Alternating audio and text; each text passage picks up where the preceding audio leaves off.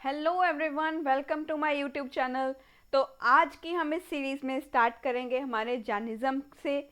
Jainism के हमने जो है सबसे पहले यहाँ का अर्ली लिटरेचर देखा था, उसके बाद हमने लाइफ ऑफ लॉर्ड महावीरा देखा।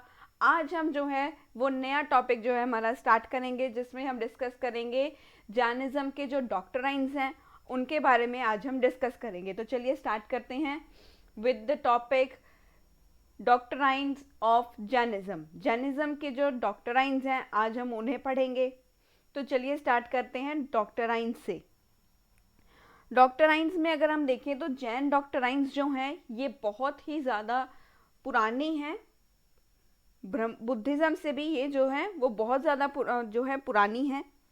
जो यहाँ पर जैन डॉक्ट्राइन्स हैं, अगर हम जैन डॉक्ट्राइन्स की बात करें तो जैन डॉक्ट्राइन्स बुद्धिज़्म से भी पुराने हैं।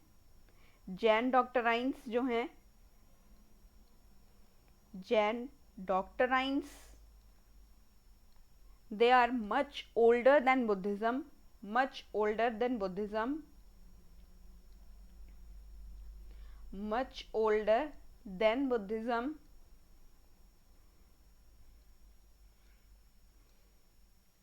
और यहाँ पर हमें 24 तीर्थंकार देखने को मिलते हैं। जैनिज्म में हमें total 24 तीर्थंकार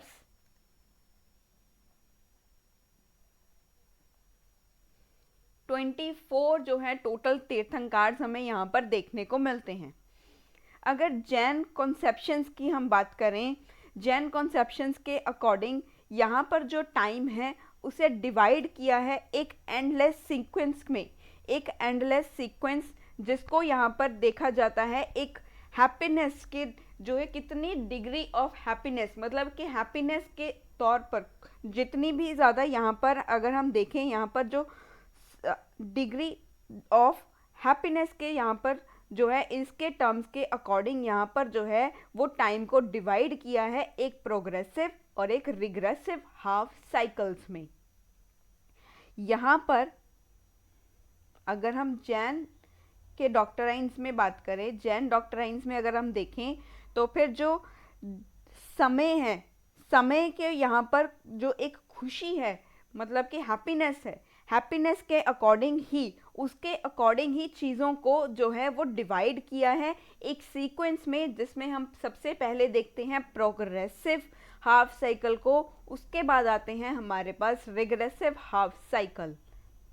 the Jain conception of time, जो समय की यहाँ पर अवधारणा है, समय की जो अवधारणा है, जैन कॉन्सेप्शन है, यहाँ पर जैन कॉन्सेप्शन है, जो कॉन्सेप्शन है of time divided into endless sequence, एक जो है एंडलेस सीक्वेंस जो है उसमें डिवाइड किया हुआ है। अगर हम यहाँ पर उसके डिवाइडेशन देखें तो कौन से जो कॉन्सेप्ट को कंसीडर किया है, इन्होंने यहाँ पर हैप्पीनेस को कंसीडर किया है। यहाँ पर हमने ये देखना है in terms of degree of happiness, degree of happiness, degree of happiness के अकॉर्डिंग जो है इसे डिवाइड किया है। सबसे पहले तो प्रोग्रेसिव हाफ में,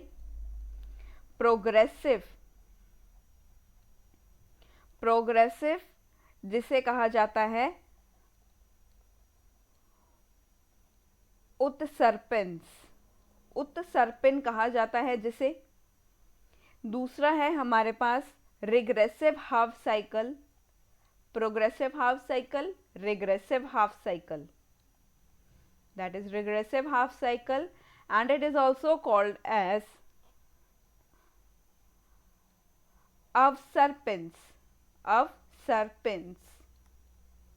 अवसर्पिंस उन्हें कहा जाता है। तो यहाँ पर अगर हम देखें जो यहाँ का जो टाइम है, यहाँ पर ये जो इतना लंबा जो वास्ट स्पैन ऑफ टाइम है यहाँ का, उसे डिवाइड किया है 6 क्लास, मतलब 6 स्टेजेस में यहाँ पर डिवाइड किया है। यहाँ पर जो ये टाइम है, ये vast span vast span of time है, जो ये वास्ट स्पैन ऑफ टाइम है, इसे फर्दर डिवाइड किया है, इसे आगे डिवाइड किया हुआ है 6 कलास और 6 स्टेजेस। इन 6 स्टेजेस कहा जाता है, कलास को यहाँ पर स्टेजेस कहा जाता है। 6 स्टेजेस में इसे जो है वो हमें यहाँ पर डिवाइडेशन दिखाई देता है। और सबसे इम्पॉर्टेंट यहाँ पर हमने जो देखना है वो है हमारे 24 जो तीर्थंकर्स हैं उनको देखना है, और इन्होंने कौन कौन से डॉक्टराइन्स दी हैं उनके बारे में देखना है। ये एक मैंने भूमिका बताई है कि वो कैसे डिवाइडेशन है, कौन कौन से चीज़ों को कंसीडर किया है, ये सिर्फ एक मैंने जो है वो आपको ओवरव्यू बताया है उस चीज़ का। तो यहाँ पर मैंने आपको पिक्चर दी है, ये 24 तीर्थंकर्स की यहाँ पर इमेज दी है। तो आप इसको यहाँ पर देख सकते हो कि मैंने 24 तीर्थंकर्स की यहाँ पर आपको इमेज ऑलरेडी यहाँ पर मेंशन की है। तो चलिए अब हम स्टार्ट करते हैं हमारे जो फर्स्ट फाउंडर हैं उनके बारे में। यहाँ पर जो फर्स्ट फाउंडर हैं हमारे जैनिज्म के फर्स्ट फाउंडर तीर्थंकर जो हैं, पहले जो हमारे तीर्थंकर हैं उनके बारे में देखेंगे। हमारे फर्स्ट तीर्थंकर इनका नाम है ऋषभदेव।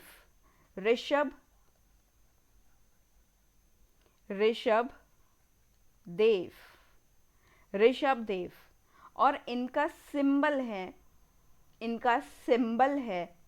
इन्हें एक सिंबल से रिप्रेजेंट किया जाता है और वो सिंबल है बुल।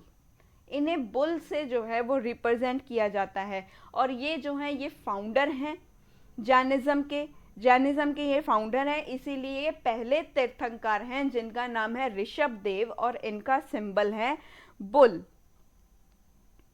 और इनका जो है, इनके बारे में जो जिक्र हमें मिलता है वो हमें ऋग्वेद से भी मिलता है।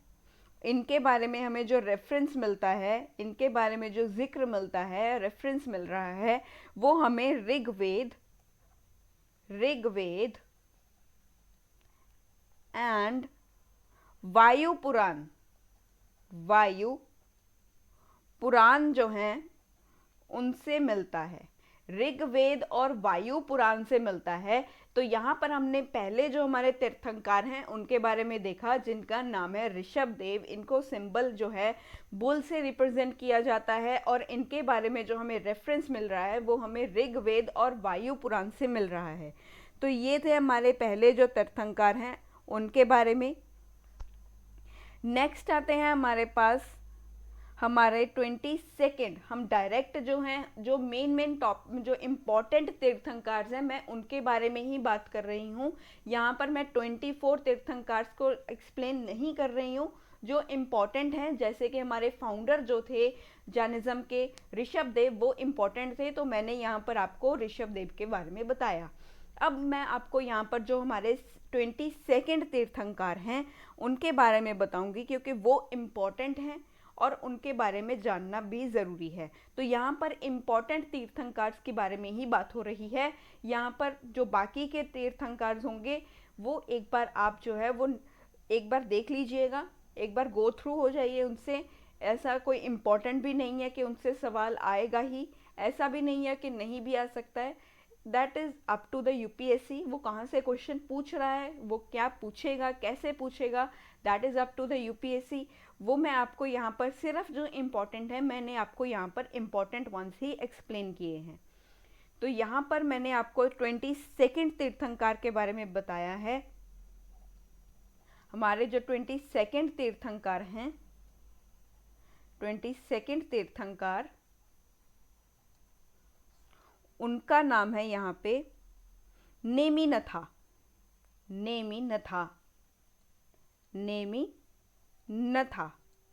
ये सौराष्ट्र रीजन, जिसको गुजरात का रीजन बोला जाता है, ये सौराष्ट्र रीजन से बिलोंग करते हैं, बिलोंग्स टू सौराष्ट्र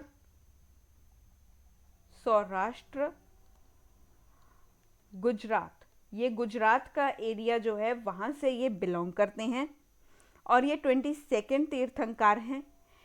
इसके बाद हम बात करेंगे जो हमारे 23rd तीर्थंकर हैं उनके बारे में। 23rd तीर्थंकर 23rd तीर्थंकर 23rd तीर्थंकर हैं हमारे प्रशवनाथ। प्रशवनाथ ये जो है ये बनारस से बिलोंग करते हैं, ये बनारस से हैं, बनारस से हैं। और इनका जो सिंबल है, इनका सिंबल जो है, इनका सिंबल जो है वो है स्नेक। स्नेक से जो है इनका सिंबल है, इनका एम्बलम है वो स्नेक है। और यहाँ पर अब हम लास्ट जो हमारे तीर्थंकर हैं 24th तीर्थंकर, 24th तीर्थंकर, 24th तीर्थंकर जिनका नाम है महावीर, लॉर्ड महावीर जो हैं वो हमारे 24th तीर्थंकर हैं। और इनका जो एम्बलम है या सिंबल है, या तो इसे सिंबल बोला जाता है या इसे एम्बलम बोला जाता है, वो है लायन। इनका जो सिंबल है वो लायन है, उनसे इनको रिप्रेजेंट किया जाता है। तो यहाँ पर मैंने आपको जो है हमारे जो तीर्थंकर थे उनके बारे में बताया कि हमारे जो फर्स्ट तीर्थंकर हैं वो कौन हैं। और यहाँ पर हमने सेकंड जो हमारे जो 22nd तीर्थंकर हैं उनके बारे में बताया। लास्ट जो है मैंने इसीलिए आपको 22nd, 23rd एंड 24th के बारे में बताया क्योंकि ये जो है हमारे एक इम्पॉर्टेंट तीर्थंकर हैं, तो इनके बारे में जानना भी ज़रूरी है। तो यहाँ पर हमने इनके बारे में डिस्कशन कर लिया। नेक्स्ट है हमारे पास यहाँ पर जैन जो है, जैनिज़्म जो है, जैन जो धर्म है, इनके जो डॉक्ट्राइन्स हैं वो किस तरीके से हैं, अब हम उन्हें यहाँ पर डिस्कस करेंगे। The core of Jain doctrine, Jain doctrine के जो सिद्धांत हैं, यहाँ पर उन सिद्धांतों के बारे में, उन डॉक्ट्राइन्स के बारे में ही हम यहाँ पर डिस्कस करेंगे। जैन डॉक्ट्राइन्स, जैन डॉक्ट्राइन्स,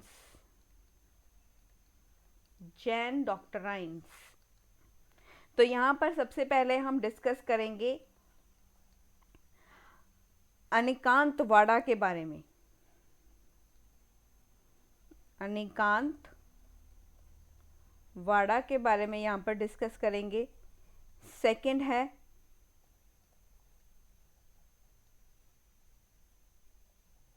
सैयदवाड़ा के बारे में।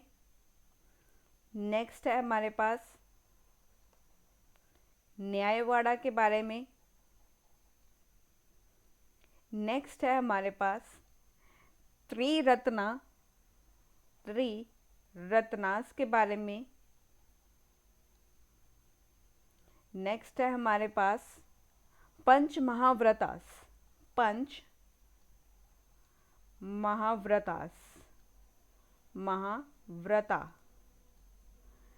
लास्ट है हमारे पास अहिंसा।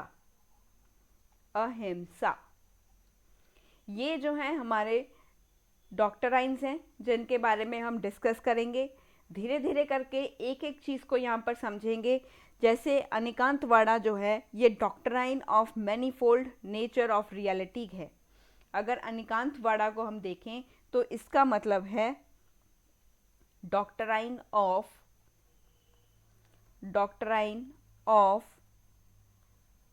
Manifold nature of reality. Manifold nature of reality, यहाँ पर हमने ये डॉक्ट्राइन को यहाँ पर डिस्कस करेंगे।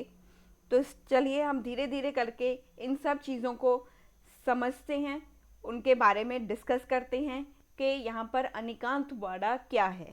अनिकांतवाड़ा को यहाँ पर हम डिस्कस करेंगे। जो जैन यहाँ पर हमारे पास जैनिज़्म है, जैन्स जो हैं इन्होंने अपोज किया टू द फिलॉसफी ऑफ एकांता। एकांता मतलब कि एक तरफापन या एकांत गुण जो होता है हमारा, उसको इन्होंने जो है वो अपोज किया। वो इसके जो है वो डॉक्ट्राइन को इसको नहीं मानते थे, वो डॉक्ट्राइन ऑफ अनिकांतवाड़ा को मानते थे। जो जैन्स थे, जो जैन्स हैं, जैन्स जो हैं यहाँ ये अपोज करते हैं to the philosophy of Ekanta, opposed the philosophy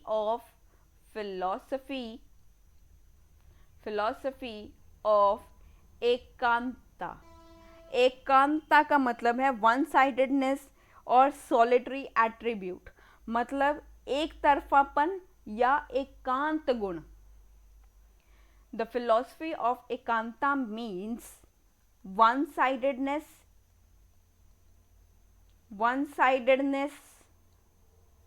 और solitary attribute, solitary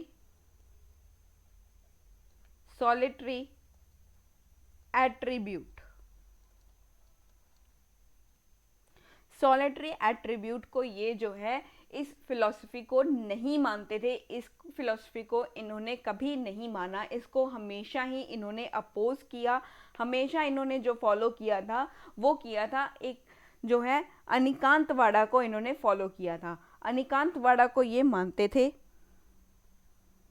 ये जो है जैन्स की जो डॉक्ट्राइन्स थी ये मानते थे अनिकांतवाड़ा को, डॉक्ट्राइन ऑफ अनिकांतवाड़ा को ये मानते थे।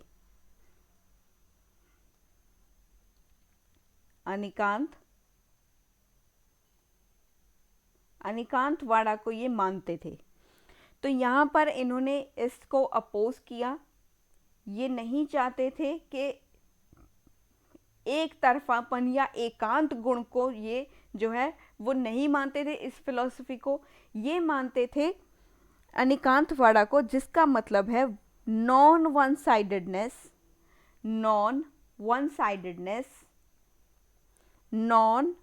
साइडेडनेस। कभी भी कोई चीज़ एक तरफा नहीं होती। नॉन वन साइडेडनेस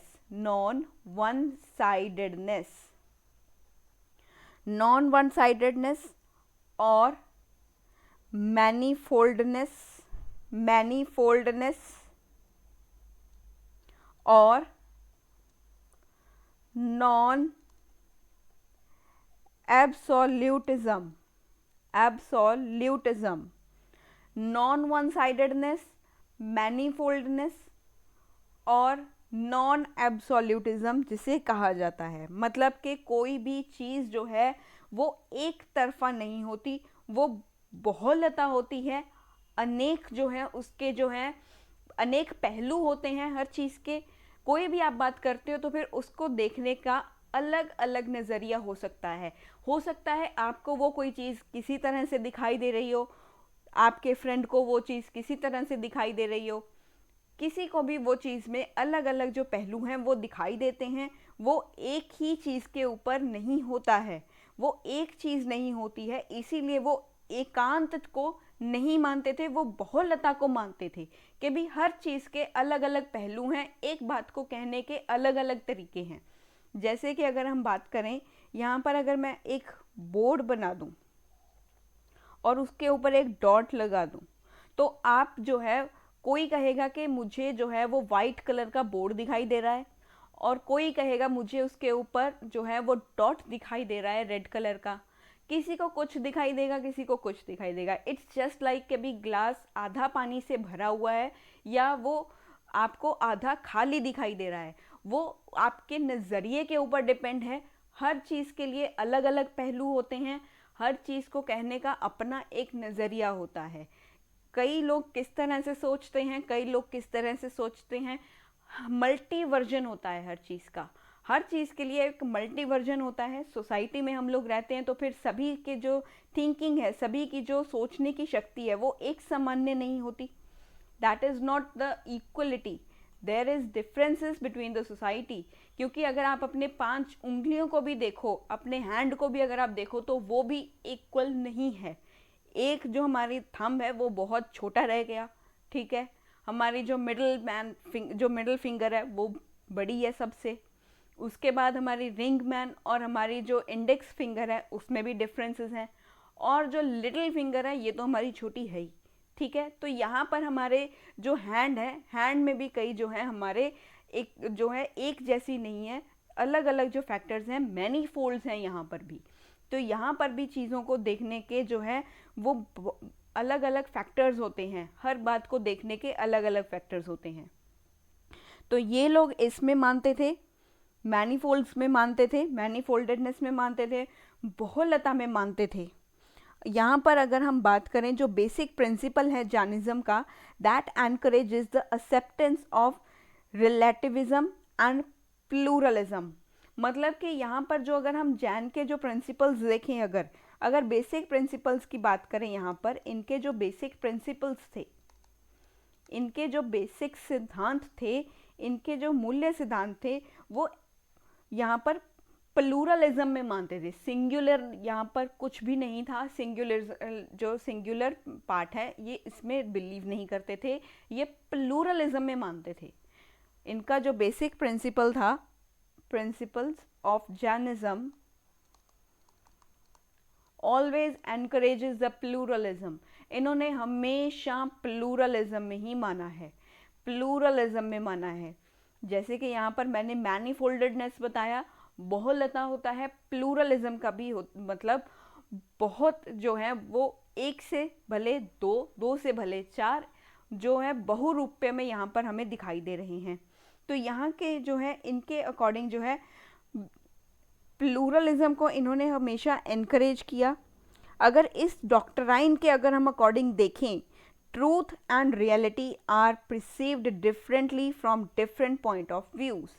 यहाँ पर जो ट्रूथ और रियलिटी है, इनको अलग अलग तरीके से अगर हम देखें, इनको अगर महसूस किया जाए डिफरेंटली, अगर इनको महसूस किया जाए, यहाँ पर परसीव्ड का मतलब होता है महसूस करना, महसूस किया मतलब कि यहाँ पर इन्होंने ये महसूस किया कि ये जो है यहाँ पर डिफरेंट पॉइंट ऑफ व्यू हो सकते हैं। एक सिंगल पॉइंट ऑफ व्यू से हम कंप्लीटली ये नहीं कह सकते कि यही सत्य है।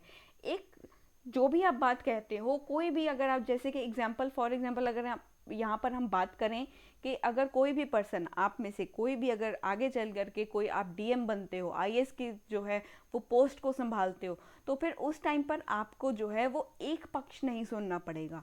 तब आपको जो है वो दोनों जो हमारे पास जो प्रेजेंट होंगे, दोनों पार्टीज जो प्रेजेंट होंगी, उन दोनों को हमें समझना पड़ेगा, उन दोनों के केस को यहाँ पर लेना पड़ेगा। उसके बाद हम दोनों की बात को सुनते हैं। जैसे कि एक जज होता है, जज वहाँ पर ऐसा थोड़ी है कि केस चल रहा है और ऐसे एक की बात सुनी और वहीं पर जजमेंट सुना दी। वो इतने लंबे लंबे केसेस जो हैं वो इतना लंबा टाइम क्यों लेते हैं? वो इसी वजह से लेते हैं क्योंकि वहाँ पर जल्दी से अगर हम जजमेंट दे देंगे तो हो सकता है किसी के साथ अन्याय हो जाए। वो अन्याय ना हो, इसी वजह से वहाँ पर जो है वो हर पहलू को रखा जाता है, हर पहलू के बारे में देखा जाता है कि भी यहाँ पर कौन सी बात को सत्य माना जाए। अगर हम किसी बात को देखें तो फिर उसको इस तरह से ही एज इट इज सत्य नहीं मान लिया जाता। ये लोग उसे सिंगुलैरिटी अगर हम देखें उसकी वजह से ये सत्य नहीं मानते थे। हर बात को कहने के पीछे जो है वो ये माना जाता था कि भी इसके कई पॉइंट ऑफ व्यू हो सकते हैं। इस तरह से उसको सत्य डायरेक्टली नहीं मान लेते थे। मतलब ट्रूथ और रियलिटी को यहाँ पर ये लोग डिफरेंट पॉइंट ऑफ व्यू से देखते थे, कंप्लीट ट्रूथ ऐसे नहीं मान लिया जाता था। तो यहाँ पर ये लोग जो है वो इसी वजह से ये प्लूरलिज्म में मानते थे। प्लूरलिज्म को यहाँ पर इन्होंने ज़्यादा जो है वो यहाँ पर इन्होंने ज़्यादा इसको एनकरेज किया, इसको एक्सेप्टेंस ज़्यादा दिया इनको। अगर हम कंपेयर करें यहाँ पर, अगर हम जैन्स को यहाँ पर कंपेयर करें, compare all attempts to proclaim absolute truth. अगर हम यहाँ पर देखें कि यहाँ पर ये एब्सोल्यूट ट्रुथ को भी यहाँ पर ये कैसे कंपेयर करते हैं, तो यहाँ पर एक शॉर्ट स्टोरी हम यहाँ पर डिस्कस करेंगे कि ये जो है वो एब्सोल्यूट ट्रुथ को कैसे मानेंगे, ये एब्सोल्यूट ट्रुथ को फिर ये कैसे जो है वो कंपेयर करेंगे। तो यहाँ पर एक छोटी सी यहाँ पर स्टोरी है जिसमें हमारे पास जो है वो ब्लाइंड मेंस हैं। यहाँ पर 3 आदमी हैं जो ब्लाइंड हैं और इनके साथ एक एलिफेंट है। तो यहाँ पर ब्लाइंड मेन और एलिफेंट की एक शॉर्ट स्टोरी है।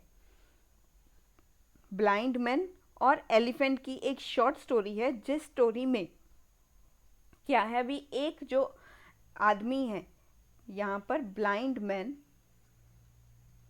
ब्लाइंड मैन एंड एलिफेंट, ये एक शॉर्ट स्टोरी है। इससे आपको एक्सप्लेन करती हूँ ये कैसे होगा। यहाँ पर एक मैन जो है, एक आदमी को लगा कि उसने महसूस किया कि उसके जो पास में जो है वो एलिफेंट की ट्रंक है, मतलब कि एलिफेंट की सूंड उसको जो है उसको महसूस हुआ। उसने एलिफेंट की जो ट्रंक है उसको महसूस किया, इसकी एलिफेंट की ट्रंक को महसूस किया। एक आदमी ने उसके कानों को महसूस किया, फेल्ट, उसके कान हैं, इसके ईयर्स को यहाँ पर इसने फील किया। और जो तीसरा आदमी था, एक यहाँ पर तीसरा आदमी प्रेजेंट था जिसने उसकी जो है वो टेल को महसूस किया, टेल को उसने फील किया यहाँ पे। तो ये जो थे, ये तीनों जो आदमी यहाँ पर प्रेजेंट थे, ये तीनों ब्लाइंड थे। ये तीनों क्या थे? ये ब्लाइंड थे। और इन्होंने एक्सप्लेन करना चाहा कि यहाँ पर सच में एक हाथी का प्रेजेंस है। तो किसी ने कहा कि यहाँ पर किसी ने इनसे पूछा कि आपको क्या महसूस हुआ, तो इन्होंने कहा कि हमें यहाँ पर सच में एक हाथी की प्रेजेंस यहाँ पर दिखाई दी। जो हाथी की प्रेजेंस यहाँ पर इनको दिखाई दी, उसमें इन्होंने देखा कि एक आदमी ने कहा कि मुझे उसकी सूंड से पता लगा कि यहाँ पर एक हाथी है। दूसरे ने कहा मुझे उसके कानों से पता लगा कि यहाँ पर एक हाथी है। तीसरे ने कहा मुझे उसकी पूंछ, मतलब उसकी टेल से यहाँ पर मुझे उसकी प्रेजेंस का आभास हुआ। तो यहाँ पर जो है इसकी जो प्रेजेंस थी, एलिफेंट की जो प्रेजेंस थी, उसको इन्होंने यहाँ पर जो है एक्सप्लेन करने की यहाँ पर इन्होंने कोशिश की। लेकिन ये इतने ज़्यादा सक्सीड नहीं हो पाए। ये तीनों आदमी इतने ज़्यादा जो थे वो सक्सीड नहीं हो पाए, पार्शियली सक्सीड हुए। यहाँ पर इन्होंने पार्शियली एक्सप्लेन किया, पार्शियली ये सक्सीड हो चुके थे, पार्टली यहाँ पर ये सक्सीड हो गए, पार्टली सक्सीड हुए। तो एक्सप्लेन करने में क्यों पार्टली जो यहाँ पर ये सक्सीड हुए, क्योंकि जो था, जो नैरो पर्सपेक्टिव था, नैरो पर्सपेक्टिव की वजह से,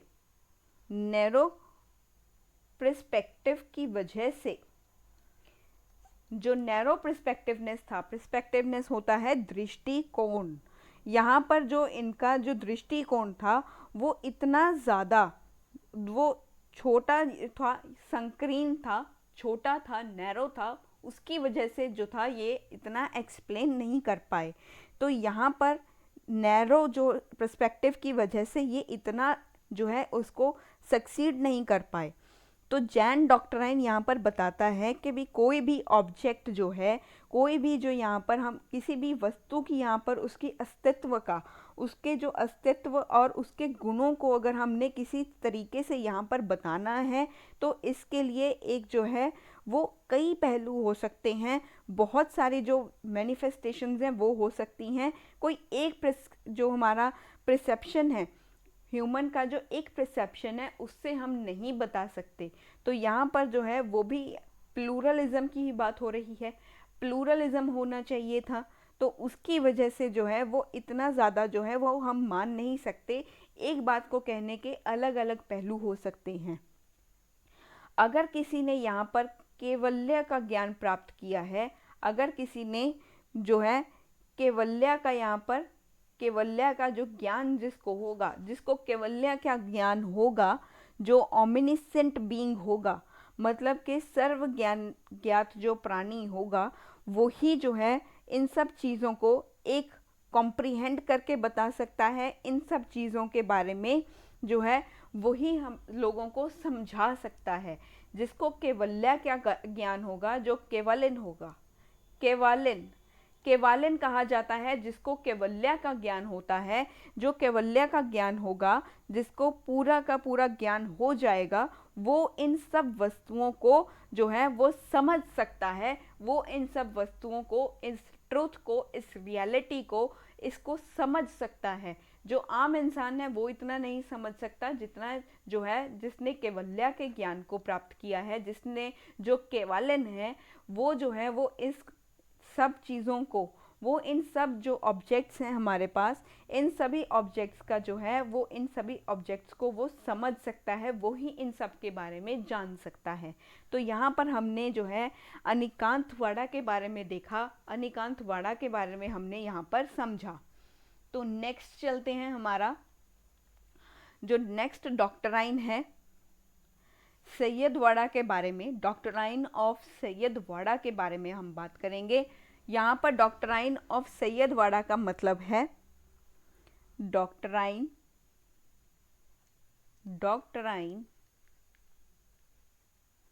of Syadvada, doctrine of Syadvada जिसे कहा जाता है डॉक्टराइन ऑफ मे बी। ये जो है ये जोर डालते हैं रियलिटिविटी ऑफ ऑल नॉलेज। ये जो है सैयद वाड़ा जो है यहाँ पर इन्होंने जो है वो सभी ज्ञान की सापेक्षता पर जोर देता है। जो हमारा सैयद वाड़ा डॉक्टराइन है, ये जो सिद्धांत है हमारा, ये सभी ज्ञान की सापेक्षता, रिलेटिविटी ऑफ ऑल नॉलेज के ऊपर ज़्यादा जोर देता है। That Mphasis on the relativity of all knowledge, इसके ऊपर इन्होंने जो है वो जोर दिया। अगर इस डॉक्टराइन के अकॉर्डिंग देखा जाए तो ऑल जजमेंट्स जो होती हैं that are conditional, holding goods only in certain conditions, circumstances और सेंसेस। अगर इस सिद्धांत के अनुसार देखा जाए तो सभी निर्णय सशर्त होते हैं जो केवल कुछ स्थितियों, परिस्थितियों में ही सही होते हैं। ये जो है ये कंडीशनल होते हैं अकॉर्डिंग टू दिस डॉक्टराइन। जो जजमेंट्स, ऑल द जजमेंट्स, जितनी भी जजमेंट्स जो होती हैं ये कंडीशनल होती हैं और इनमें जो है वो कुछ स्थितियां जो ऐसी होती हैं वो कुछ ही समय के लिए, कुछ ही सिचुएशंस में, कुछ ही सर्कमस्टांसेस में सही होती हैं। ये जो हमारी जजमेंट्स होती हैं ये कुछ ही इस तरह के हमारे पास सिचुएशंस होती हैं या सर्टेन कंडीशंस जो होती हैं उनमें ही ये जो है ये जजमेंट्स जो हैं वो सही हो सकती हैं, वो राइट हो सकती हैं अकॉर्डिंग टू हमारा सैयद वाड़ा जो हमारा डॉक्टराइन है। मे बी का मतलब ही हो सकता है होता है, मे बी का मतलब है हो सकता है ये सही हो सकता है सही ना हो। ठीक है, हम कहते हैं ना, अगर आपसे कभी घर वाले पूछते हैं तो फिर तैयारी कैसी चल रही है, आप कहते हो ना भी, पूछते हैं ना भी तैयारी अच्छी चल रही है, फिर उसके बाद पूछ लेते होंगे कि भी क्या लगता है हो जाएगा इस बार, प्री निकाल दोगे इस बार, मेंस निकाल दोगे इस बार, हो जाएगा आईएएस। तो फिर आप यही कहते हो ना भी पापा हो सकता है हो जाए, मम्मी हो सकता है हो जाए। ठीक है, हो सकता है का यूज़ करते हो ना भी मे भी हो जाए इस बार, maybe there are some chances, if you had prepared well then you will say that maybe हो जाए, फिर भी आप मे बी ही लगाओगे, चाहे आपकी 100% प्रिपरेशन हो फिर भी आप वहाँ पर मे बी ही यूज़ करोगे, क्योंकि बेटा यूपीएससी है ये। ठीक है, इसमें आपको भी पता है कि भी चांसेस कैसे होते हैं, आप किस तरह से इसको क्लियर कर सकते हो। ठीक है, आपके मम्मी पापा जो हैं उनको समझाना थोड़ा सा मुश्किल हो जाता है उन सिचुएशंस में, क्योंकि जो है वो सभी चीज़ों को उन्होंने टैकल करना है। देखो मम्मी पापा ने तो सभी चीज़ों को टैकल करना है, आपकी स्टडीज़ को वो भी टैकल करेंगे, घर की सिचुएशंस भी देखनी है। ठीक है, कईयों के घर की जो सिचुएशंस हैं वो ऐसी नॉर्मल नहीं होती हैं, वो थोड़ी जो होती हैं फाइनेंशियल, कई बार कंडीशंस जो होती हैं वो डाउन होती हैं और पापा को आपसे ज़्यादा उम्मीद होती है, इसी वजह से वो आपको पूछते हैं कि भी बेटा हो जाएगा, वो इसी वजह से पूछते हैं, they are concern for you, so that's why they always ask for the preparation of this exam. तो इसी वजह से वो पूछते हैं आपसे। तो ये जो है all that is possible is a number of partially true statements. यहाँ पर जो है पॉसिबिलिटी कितनी है, कैसे ये जो है यहाँ पर सत्य की जो कथनाएं हैं हमारे पास जो सर्टेन स्टेटमेंट्स आती हैं, वो हो सकता है वो सही हो सकता है वो ना हो। तो यहाँ पर जो है वो हो सकता है वाली कंडीशन है, यहाँ पर हो सकता है वाली कंडीशन है, may be that is true और दैट इज नॉट ट्रू। तो यहाँ पर जो है हमने डॉक्ट्राइन ऑफ जो है सैयदवाड़ा के बारे में डिस्कस किया है। तो यहाँ पर हमने जो है वो सैयदवाड़ा के बारे में डिस्कस किया, अनिकांतवाड़ा के बारे में डिस्कस किया, सैयदवाड़ा के बारे में डिस्कस किया। अब हम जो है हमारा नेक्स्ट जो है डॉक्ट्राइन ऑफ न्यायवाड़ा, इसको हम यहाँ पर जो है डिस्कस करेंगे। तो नेक्स्ट है यहाँ पर हमारे पास doctrine of Nyayavada. Doctrine of Nyayavada signifies the system of describing reality from different point of view। ये सिग्निफाई करता है एक सिस्टम को जो डिस्क्राइब करता है रियलिटी को अलग अलग पॉइंट ऑफ व्यू से, that describe the reality from different point of views. signifies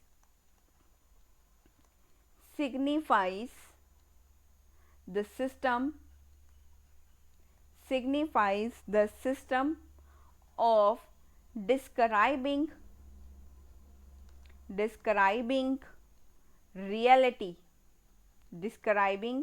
reality from different point of view। जैसे अब आप जो है आपने देखा होगा जो जजमेंट्स जो हमने पहले भी मैंने इसकी एग्जांपल दी है, जैसे आपने कभी देखा होगा वो जो जजमेंट्स दी जाती हैं, जो हाई कोर्ट्स वगैरह या सुप्रीम कोर्ट वगैरह में जो जजेस जो बैठते हैं वो जजमेंट ज़्यादा जल्दी नहीं दे पाते। क्यों? क्योंकि उन्होंने जो रियलिटी है, जो सच्चाई है, सच्चाई को अलग अलग पॉइंट ऑफ व्यू से देखना है, परखना है, उन चीज़ों को देखना है कि भी वो कैसे उनको हम टैकल कर सकते हैं, क्या चीज़ यहाँ पर सही है, क्या चीज़ गलत है, ताकि कोई भी जो इनोसेंट पर्सन है उसके साथ अन्याय ना हो। जो न्याय है, न्याय का मतलब ही क्या होता है, किसी के साथ जो है हम जो है वो इतना ज़्यादा अन्याय ना कर दें, उसके साथ गलत ना कर दें, ताकि किसी मासूम, किसी इनोसेंट के साथ जो है उसको जो है कोई गलती का जो है वो गलती उसके साथ उसके सर पर रखी जाए। ठीक है, ऐसा नहीं है कि भी जो इनोसेंट है, जो कल्प्रिट है, वो बाहर खुलेआम शरेआम घूम रहा है और जो हमारा इनोसेंट पर्सन है वो जेल के पीछे, वो बार्स के पीछे है। वो वहाँ पर अच्छा मैसेज नहीं जाएगा। एक हमारी जो डेमोक्रेसी है वो इस चीज़ के बिल्कुल ही खिलाफ है। वो ये कहती है कि भी जो हमारा जो कल्प्रिट है, कल्प्रिट को सज़ा मिलनी चाहिए, लेकिन जो है वो इनोसेंट को सज़ा कभी नहीं दिलवाता।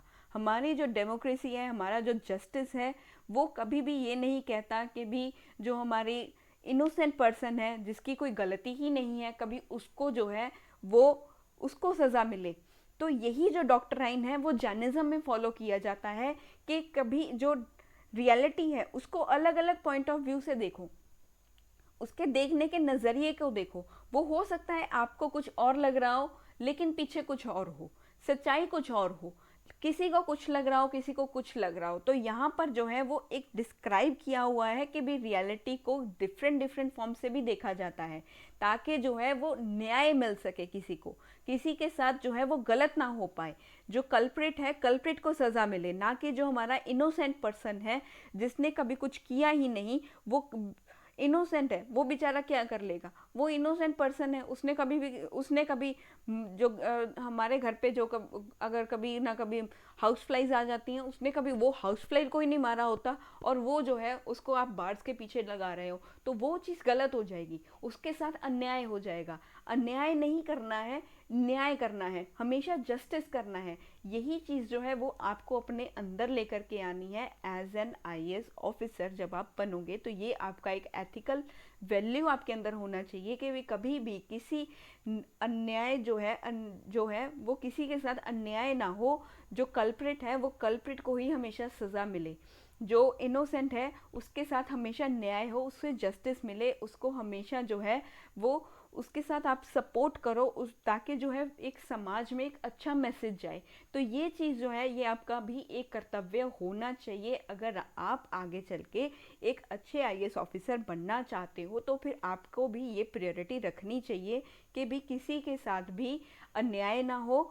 जो न्याय है हमेशा वही कीजिए, जस्टिस जो है वो मिलना चाहिए, हर एक का अधिकार है जस्टिस मिलना। जो इनोसेंट है उसे जस्टिस मिले और जो कल्प्रिट है उसे हमेशा सज़ा मिले। तो यहाँ पर जो है हमने यही देखना है, यहाँ पर न्याय से जो है वो देखा जाता है understood as partially true statements but they can not lay claim to absolute validity. यहाँ पर अगर हम न्याय की अगर हम डेफिनेशन को देखें तो यहाँ पर जो है ये एक ओपिनियन है, एक व्यू पॉइंट के साथ जो है यहाँ पर डिफरेंट व्यू पॉइंट के साथ यहाँ पर जो ट्रूथ को देखा जाता है उसके बारे में यहाँ पर न्याय को यहाँ पर डिफाइन किया है। क्योंकि हर जो है पार्शियल ट्रुथ यहाँ पर जो है वो पार्शियल ट्रुथ को नहीं देखा जाएगा, जो फुल जो ट्रुथ है उसको अलग अलग पॉइंट ऑफ व्यू से देखने की यहाँ पर कोशिश की गई है। तो यहाँ पर हमने जो एक दृष्टिकोण से नहीं, विभिन्न दृष्टिकोण से जो है हमने एक चीज़ को देखना है।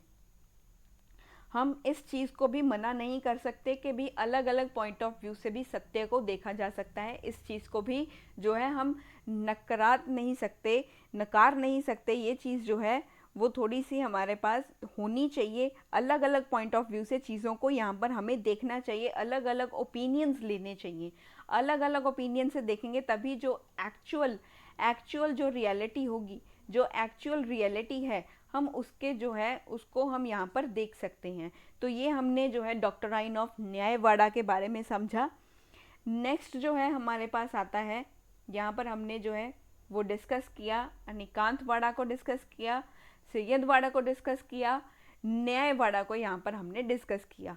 अब आते हैं हमारे पास त्रिरत्नास के बारे में। अब हम त्रिरत्नास को डिस्कस करेंगे। त्रिरत्नास जो हैं हम उन्हें डिस्कस करेंगे। त्रिरत्नास में हमारे पास आते हैं, सबसे पहले हम यहाँ पर त्रिरत्नास को डिस्कस करेंगे। यहाँ पर आएगा हमारे पास सबसे पहला आएगा राइट फेथ। राइट फेथ मतलब इसका होता है सम्यक दर्शन। सम्यक दर्शन, सम्यक darshan is known as right faith. Second, we have right knowledge. Second, three ratna or three jewels. These three ratnas are called as three jewels. These three ratnas in Jainism are called as three jewels. These are the three jewels. Three ratna means, ratan means jewels, and three means three. Three jewels of Jain ethics, and these are to achieve liberation of the soul. जो soul की liberation है, soul की जो liberation है उसके लिए इन सब चीज़ों को फॉलो किया जाता है। मतलब कि आत्मा की जो मुक्ति है उसको प्राप्त करने के लिए ये तीन रत्ना, थ्री ज्वेल्स को फॉलो किया जाता है। तो इनको फॉलो किया जाता है ताकि आत्मा की मुक्ति हो जाए। To achieve the liberation of the soul. Liberation of soul means आत्मा की मुक्ति, आत्मा की मुक्ति। And first one here is the right faith, second is right knowledge, right knowledge which is known as सम्यक ज्ञान, सम्यक ज्ञान। And Third one is right conduct. Right conduct. And third is the right conduct, which is also known as samyag, samyag charitra, samyag चरित्र. तो सबसे पहला त्रिरत्न है हमारे पास right faith, which is known as Samyak Darshana, जिसे सम्यक दर्शना भी कहा जाता है. सेकेंड वन इज, दूसरा है हमारे पास right knowledge, which is known as सम्यक ज्ञान, जिसे सम्यक ज्ञान भी कहा जाता है. थर्ड वन, तीसरा है हमारे पास right conduct, which is known as Samyak Charitra, जिसे सम्यक चरित्र भी कहा जाता है. तो चलिए अब इन तीनों को हम डिटेलिंग में डिस्कस करते हैं यहाँ पर. तो सबसे पहले हम बात करेंगे राइट फेथ. राइट फेथ और सम्यक दर्शन. सम्यक दर्शन. सम्यक दर्शन में क्या है? This is not mean believing what you are told, but means seeing, hearing, feeling, etc. things properly and avoiding the preconceptions and superstitions that get in the way of seeing clearly. इसका जो अर्थ है ये नहीं है कि जो आपको बताया गया है, इसका जो अर्थ होता है, इसका जो मतलब है वो ये नहीं है कि जो आपको बताया गया हो. What you have told. What you have told. जो आपको बताया गया हो ऐसा नहीं है, उस पर विश्वास कर लें. जो आपको बताया गया है कि भी इस पर भी ये ऐसे ऐसे चीज़ें हो रही हैं, आप इसके ऊपर विश्वास कर लो. राइट फेथ का मतलब तो होता है ना कि भाई सही जो है आपको किसी के ऊपर फेथ होना चाहिए.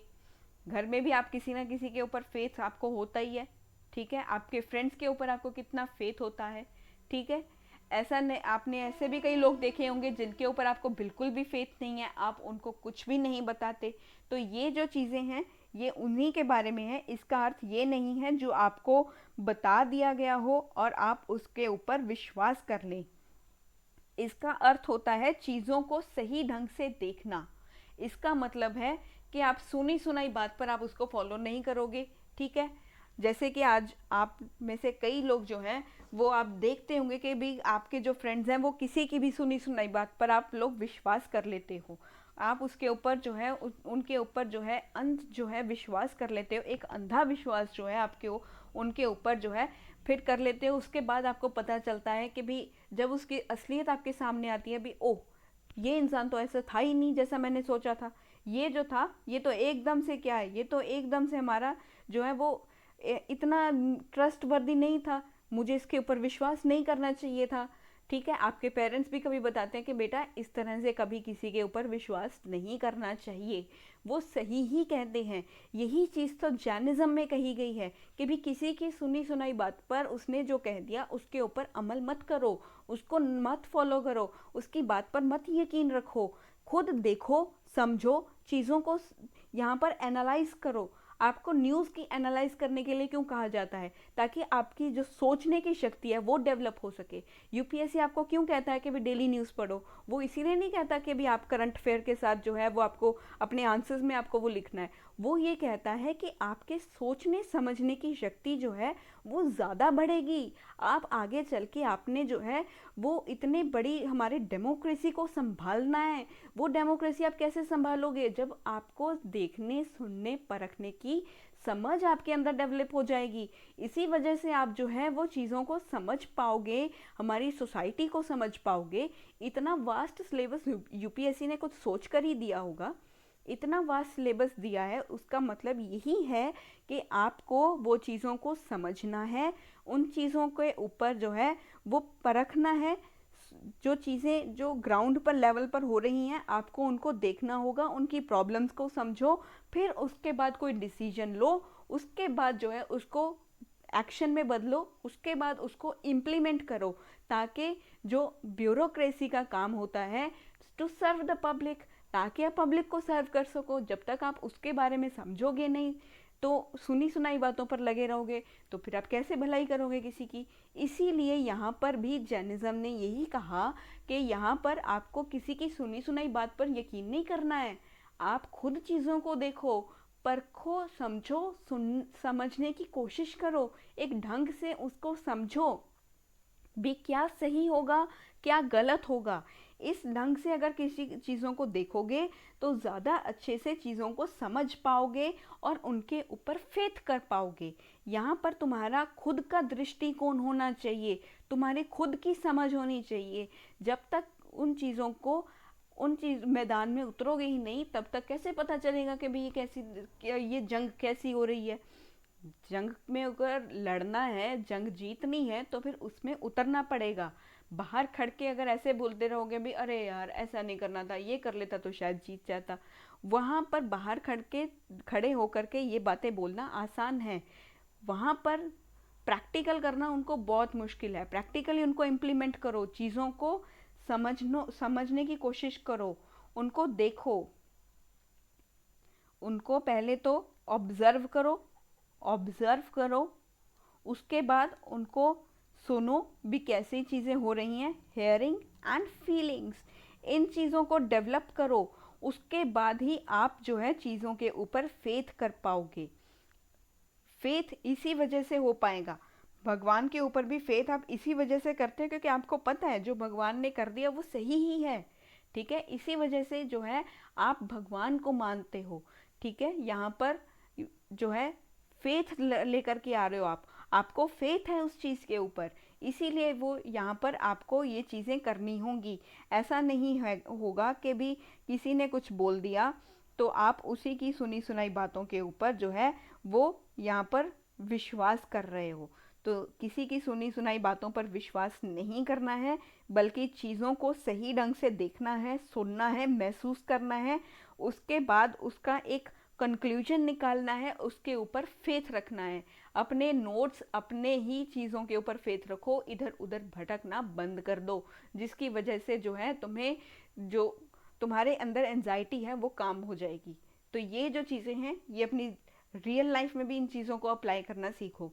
अगर जैनिज्म और बुद्धिज़्म पढ़ रहे हो तो इन सब चीज़ों को अपने अंदर लेकर के आना सीखो, तभी जो है वो आप एक अच्छे से अपने प्रिपरेशन कर पाओगे।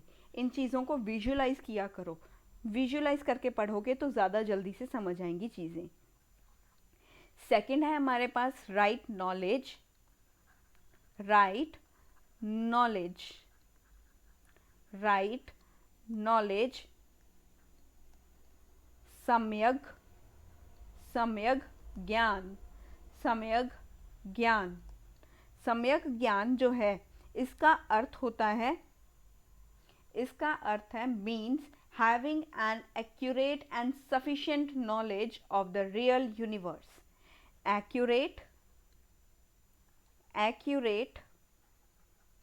and sufficient knowledge, किसी भी चीज़ के लिए आपको सफिशिएंट नॉलेज होना ज़रूरी है। यूपीएससी की प्रिपरेशन कर रहे हो तो यहाँ पर भी आपको एक सफिशिएंट अच्छा नॉलेज होना चाहिए, तभी आप चीज़ों को कर पाओगे। इसी वजह से प्री क्लियर करोगे, फिर मेंस क्लियर करोगे, फिर इंटरव्यू तक जाओगे and hence at the last you will become an IAS officer. यहाँ पर एक्यूरेट और सफिशिएंट नॉलेज भी आपको रिक्वायर्ड है। इसका मतलब है कि वास्तविक जो ब्रह्मांड है, मतलब कि जो रियल यूनिवर्स है, जो रियल यूनिवर्स है, रियल यूनिवर्स है, जो इसको जो है इसका ज्ञान जब होना है, इसका जो ज्ञान है वो आपको सफिशिएंट होना चाहिए। जैनिज्म में जब आपको एक जो रियल हमारा यूनिवर्स है इसके बारे में जो है आपको एक सफिशिएंट और एक्यूरेट जो नॉलेज है यहाँ पर होनी चाहिए। This requires a true knowledge of 5 और 6 सब्सटेंसेस। यहाँ पर जो है आपको जो है ब्रह्मांड के लिए, यहाँ पर जो है इस यूनिवर्स की जो नॉलेज है, इस ब्रह्मांड की जो नॉलेज है, इसके लिए आपको 5 या 6 सब्सटेंसेस का जो है वो नॉलेज होना चाहिए। 5 और 6 सब्सटेंसेस का यहाँ पर जो है वो नॉलेज की बात की गई है, जैनिज्म में जो है रियल यूनिवर्स के सफिशिएंट नॉलेज के लिए आपके पास जो 5 और 6 सब्सटेंसेस जो हैं इनके बारे में आपको अच्छे से नॉलेज होनी चाहिए। और यहाँ पर जो है 9 ट्रुथ्स की यहाँ पर बात की गई है। 9 जो ट्रुथ्स हैं यहाँ पर यूनिवर्स के, उसके बारे में आपको पता होना चाहिए। जो 9 ट्रुथ्स हैं यहाँ पर यूनिवर्स के ब्रह्मांड के जो 9 सत्य हैं उनके बारे में यहाँ पर आपको जो है वो अच्छी नॉलेज होनी चाहिए। यहाँ पर एक अच्छा जो है आपके पास एक दृष्टिकोण होना चाहिए। इसके लिए आपको एक जो है वो गुड नॉलेज होना चाहिए। और साथ में जो है आपको एक जो है यहाँ पर एक मेंटल जो हमारा जो एटीट्यूड है, जो दृष्टिकोण है, वो यहाँ पर एक अच्छा दृष्टिकोण यहाँ पर होना चाहिए। राइट एटीट्यूड, यहाँ पर मैं राइट एटीट्यूड मतलब कि सही जो हमारी दृष्टिकोण है उसके साथ जो है वो होना चाहिए। यहाँ पर हमने राइट नॉलेज के बारे में यहाँ पर डिस्कस किया, जैनिज्म के राइट नॉलेज के बारे में। लास्ट है हमारे पास यहाँ पे थर्ड है राइट कंडक्ट और सम्यक चरित्र। इसका मतलब है means living once life according to Jain ethical rules. अपनी जो लाइफ है जो इन सब चीज़ों को फॉलो करेगा, वो जैन्स की जो लाइफ है, जैन के जो एथिकल रूल्स हैं उनके अकॉर्डिंग ही अपनी लाइफ को यहाँ पर जिएगा। मीन्स लिविंग अपनी लाइफ जो है यहाँ पर जो है इनके जो नैतिक नियम हैं, एथिक रूल्स हैं, उनके अनुसार उनके अकॉर्डिंग ही जो जीवन है वो इनके अकॉर्डिंग ही वो आपको व्यतीत करना पड़ेगा। अगर आप थ्री रत्नास को आप फॉलो करोगे, जो भी इन 3 रत्नास को फॉलो करेगा वो जो है अपने जो लाइफ है, अपनी लाइफ को वो जो जैन के जो एथिकल रूल्स हैं उनके अकॉर्डिंग ही उसको अपनी लाइफ को व्यतीत करना पड़ेगा। अपनी लाइफ के उनके जो रूल्स के अकॉर्डिंग ही अपनी लाइफ को जीना पड़ेगा। Living once life according to Jains ethical rules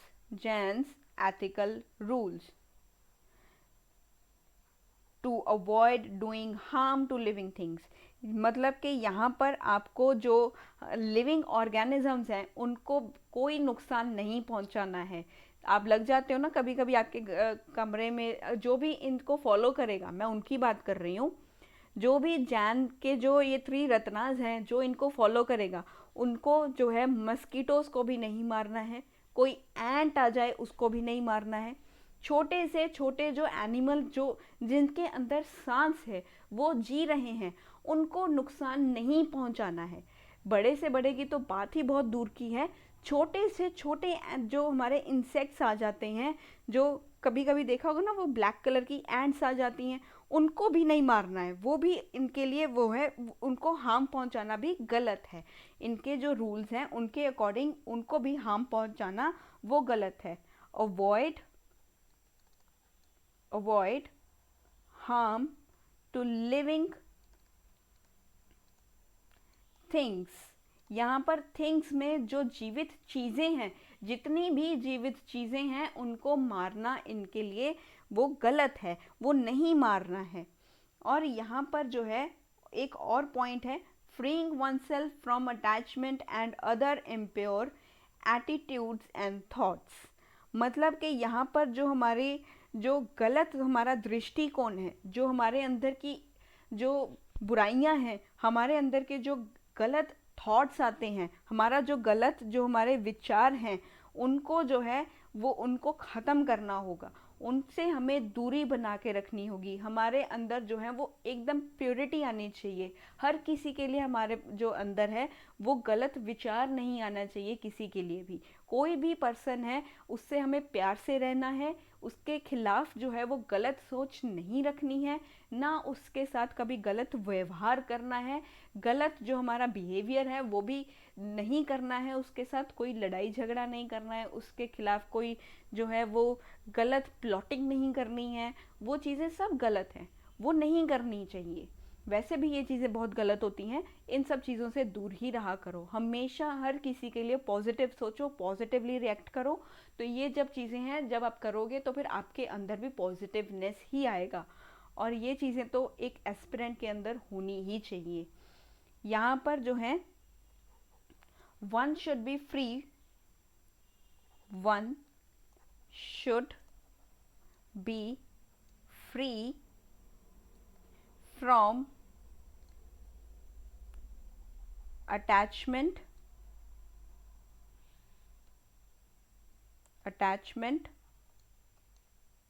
and other impure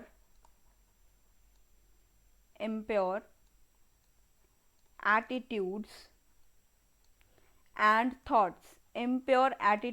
and thoughts, गलत विचार, गलत स्वभाव, गलत चीज़ें जो हमारे अंदर पनपने लगती हैं, आने लगती हैं, वो चीज़ों से हमें दूरी बनानी है। उन सब चीज़ों से हमने कट ऑफ कर देना है, उन सब चीज़ों से हमें मुक्ति लेनी है। तो हमें इन चीज़ों को छोड़ना होगा। तो जैन्स के अकॉर्डिंग गलत विचार भी आपके अंदर नहीं आने चाहिए, किसी को भी हार्म नहीं पहुंचाना चाहिए, और अपनी जो लाइफ है वो आपको जैन्स के जो एथिकल रूल्स हैं उनके अकॉर्डिंग ही जीनी पड़ेगी, उनके अकॉर्डिंग ही आपको अपनी लाइफ जो है वो स्पेंड करनी पड़ेगी। तो यहाँ पर हमने जो है एकांतवाड़ा जो था उसके बारे में पढ़ा, सैयदवाड़ा के बारे में पढ़ा, न्यायवाड़ा के बारे में पढ़ा, और त्रिरत्नास को हमने आज डिस्कस कर लिया है। तो ये थे हमारे जो त्रिरत्नास थे, हमने उनको डिस्कस कर लिया। अभी जो हमारे दो जो और हमारे रहते हैं डॉक्टराइंस, उनको हम नेक्स्ट जो लेक्चर होगा उसमें कवर अप करेंगे। बने रहिए मेरे साथ एंशिएंट हिस्ट्री की सीरीज़ में। अगर आपको ये वीडियो अच्छी लगी हो तो share this video, do subscribe the channel, and please keep supporting me. Thank you so much and keep watching.